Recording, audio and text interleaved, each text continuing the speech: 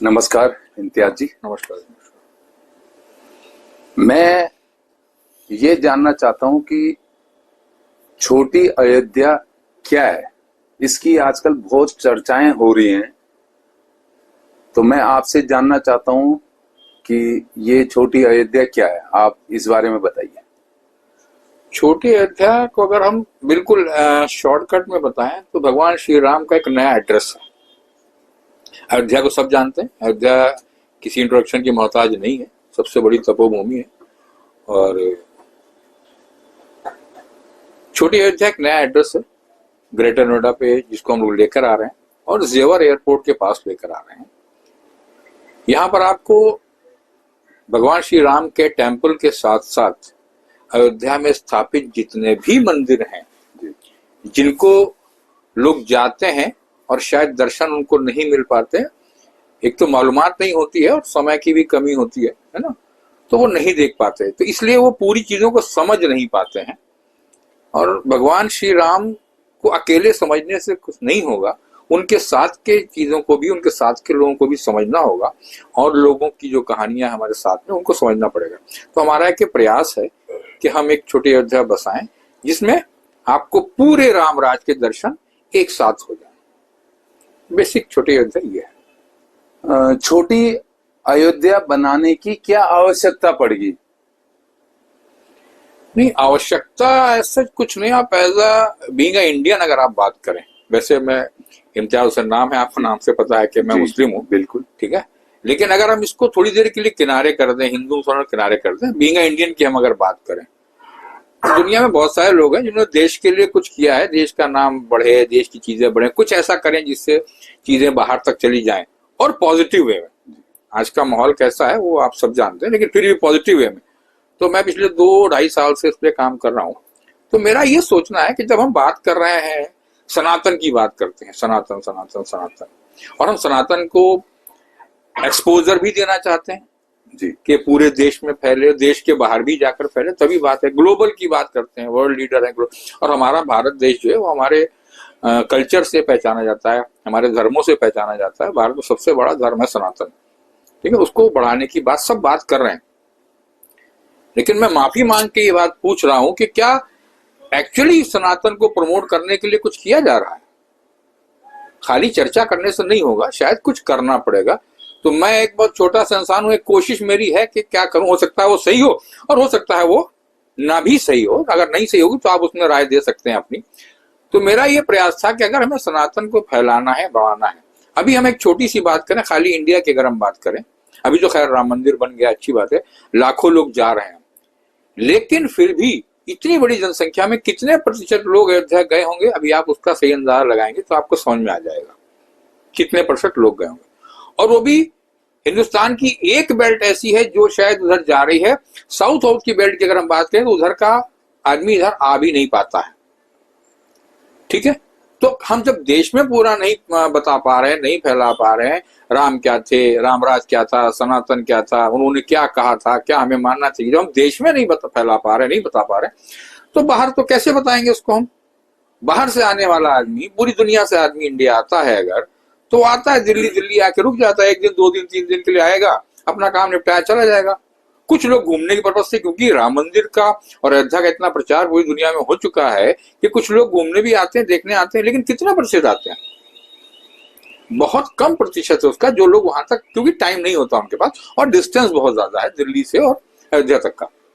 तो ये मेरे दिमाग में छोटी सी बात थी कि भाई अगर हमको अपनी चीजों को बढ़ाना है तो क्यों हम एक सिंबॉलिक अयोध्या क्यों नहीं बसा दें जो जेवर एयरपोर्ट के नजदीक हो, जिसको अगर हम लाकर बसा देते हैं। अब मैंने बात आपसे करी कि हमारी बेल्टों की, अगर साउथ का बंदा भी भले यूपी की तरफ नहीं जा पाता, लेकिन दिल्ली तो किसी ना किसी वजह से आता है।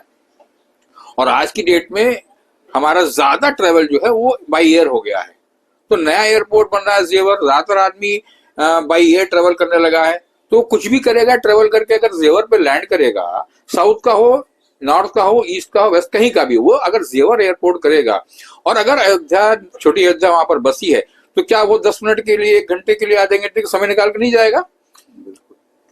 मेरे ख्याल से वो जाएगा और जाना चाहिए भी। जाना चाहिए। हमारा तो प्रयास है बात वहां तक पहुंचा दे, फिर जाना ना जाना उसका काम है। और मेरे ख्याल से जाएगा, अभी तक जितना लोग बात कर रहे हैं जाएगा। जब वहां वो जाएगा तो एट ए ग्लांस पूरे रामराज को वो समझेगा। वो खाली राम मंदिर नहीं देखेगा, वो सीता रसोई भी देखेगा, वो नागेश्वरता मंदिर भी देखेगा, मणि पर्वत भी देखेगा, हनुमानगढ़ी भी देखेगा, ठीक है, श्री काले मंदिर भी देखेगा, ठीक है ना। तो बहुत सारे ऐसे स्थान हैं जो वो देखेगा और देख के पूरे रामराज को समझेगा। हम वहां पर रामकथा म्यूजियम बना रहे हैं तो पूरे रामराज समझेगा, लिटरेचर पढ़ेगा, देखेगा, कुछ को पढ़ेगा, कुछ को लेकर जाएगा। ये तो हो गई हमारे इंडियंस की बात। उसको ज्ञान होगा कि एक्चुअली राम क्या है, रामराज क्या था, अयोध्या क्या थी, अयोध्या और क्या मैसेज था वहां से सबके लिए, बिल्कुल पूरी मानव जाति के लिए क्या मैसेज था, वो मैसेज मिलेगा और वो पॉजिटिव वे में जाएगा। ये तो हुई इंडियन। बाहर से आने वाला व्यक्ति जो केवल 2 दिन के लिए इंडिया आया है, कोई 3 दिन के लिए आया है, कोई 1 दिन के लिए आया है, ठीक है, और उसको अगर ये पता है कि अयोध्या बिल्कुल एयरपोर्ट के नजदीक बसी है, तो जब वो लैंड करेगा तो 1 घंटा रुक सकता है वहां पर। उसको स्पेशल टाइम नहीं निकालना है, या टाइम नहीं है तो वापसी में 2 घंटा फ्लाइट से पहले आ जाएगा। वो 2 घंटे के लिए अयोध्या जाएगा, अयोध्या में देखेगा, घूमेगा, समझेगा, लिटरेचर देखेगा, लिटरेचर लेगा, और वो जब जाएगा यहाँ से हमारे देश से तो वो सनातन का एक बेस्ट मैसेज लेकर जाएगा जो पूरी दुनिया में प्रचार प्रसार करेगा। तो थोड़ा बहुत योगदान होगा कि यार सनातन को बढ़ाने के लिए कुछ काम कुछ लोगों ने किया, उसमें हमारे साथ बहुत सारे लोग अब जुड़ रहे हैं। तो ये हमारी एक सोच थी, इसलिए बस आने की जरूरत हमको लग रही थी। इसके लाभ क्या है? लाभ तो देखिए हर आदमी अपने अपने हिसाब से निकालता है। जिसको वाकई सनातन को समझना है उसके लिए तो बहुत लाभ है।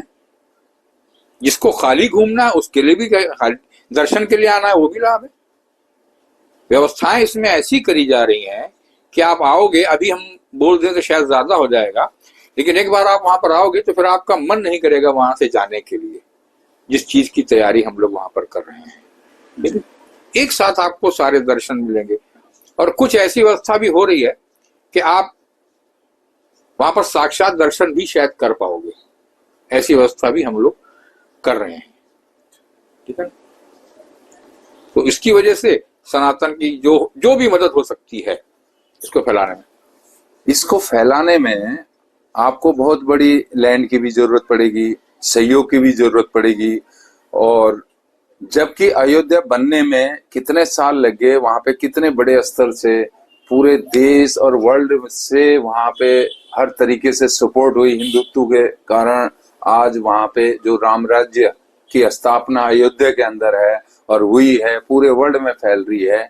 क्या ये भी उसी स्तर पे या उसी तरीके से पूरे वर्ल्ड में क्या इसका एक मैसेज जाएगा और पूरे वर्ल्ड से लोग यहाँ आएंगे? तो क्या आपके पास पर्याप्त मात्रा में वहां पे जगह या व्यवस्था है? उसके लिए आप क्या कहना चाहोगे? देखिए एक बात बता दें आपको, कोई भी बड़ा काम करने के लिए सबसे पहले आपको बड़ा सोचना पड़ता है। अगर हम व्यवस्थाओं का इंतजार करेंगे तो कभी कोई काम हो नहीं पाएगा। बड़े पुराने लोग कह के चले गए हैं कि अगर आपने कुछ सोच लिया और आपको जब सोच में आ गया आप उस पर शुरुआत कर दीजिए। काम फिर अगर पॉजिटिव है तो उसके सोर्सेज आपके बनते चले जाते हैं। और अगर इतना बड़ा जो आप कह रहे हैं, कुछ भी बड़ा नहीं होता। आपकी सोच से बड़ा कुछ नहीं हो सकता। और हम लोग साइको लोग हैं, सोच लिया है और उसने अगर ध्यान में डाल दिया और ये करना है तो फिर करना है। और आप जैसे तमाम लोग आज की डेट में हमारे साथ हैं। इसी के लिए एक शेर किसी ने कहा था कि मैं अकेला ही चला था जानिबे मंजिल, मगर लोग साथ आते गए और कारवां बनता गया। आज इतनी बड़ी हमारी टीम तैयार हो गई है, आप जैसे लोग भी साथ में हैं ही। और आप भी जानते हैं कि इंडिया के बाहर तक से लोग अप्रोच कर रहे हैं। इंडिया में जो सबसे बड़ी बात, सबसे खुशी की बात है कि संत समाज आपके साथ जुड़ता चला जा रहा है। मैं किसी 1-2 का नाम लूंगा तो ये गलत हो जाएगा। अधिकतर संत समाज आपके साथ जुड़ रहा है, खुश है। पहले तो उनका भी सवाल था कि छोटी अयोध्या क्या है और छोटी अयोध्या क्यों, लेकिन जब उनको बताया गया तो बड़ी खुशी की बात ये लगता है यार कि मेहनत स्वार्थ है हमारी, कि वो लोगों का आशीर्वाद हमारे साथ है। आज की डेट में इंडिया के बड़े से बड़े संत महात्मा जो है वो आपके साथ हैं कि नहीं ठीक है, आप लोग अच्छा काम करो, हम आपके साथ पूरा समर्थन में। तो अब किसी चीज की कमी नहीं रह गई है और ना रह जाएगी। जो रहेगी ऊपर वाला कराएगा, पूरी कोई दिक्कत थोड़ी है। चाहे 1-1 रुपए की भीख मांगनी पड़े, वैसे मांगनी नहीं पड़ेगी क्योंकि लोग खुद बढ़ चढ़ कर उसमें पार्टिसिपेट कर रहे हैं। हमारे अपने लिए या आपके अपने लिए तो कुछ है नहीं। एक कोशिश है सनातन के लिए करने की, और इसका मैसेज पूरी दुनिया में शायद जा रहा है और जाएगा।